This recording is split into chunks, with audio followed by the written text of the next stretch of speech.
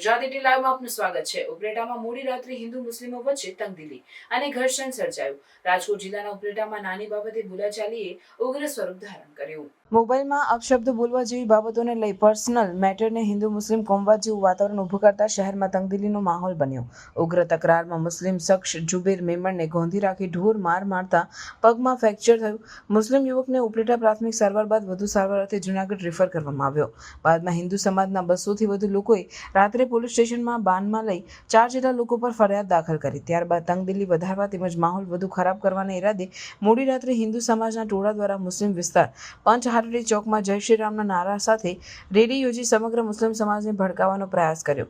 આ બનાવને લઈ સમગ્ર મુસ્લિમ સમાજના આગેવાનો સવારે એકત્રિત થઈ ઉપલેટા પોલીસ સ્ટેશને રજૂઆત કરવા દોડી ગયા। ઉપલેટા પોલીસ સ્ટેશનમાં પીઆઈ BR પટેલ દ્વારા કાયદો વ્યવસ્થા જળવાઈ રહે માટે આરોપીઓ ઉપર રાયોટિંગ સહિતના ગુના દાખલ કરી 150થી વધુ લોકો ઉપર ગુનો દાખલ કર્યો।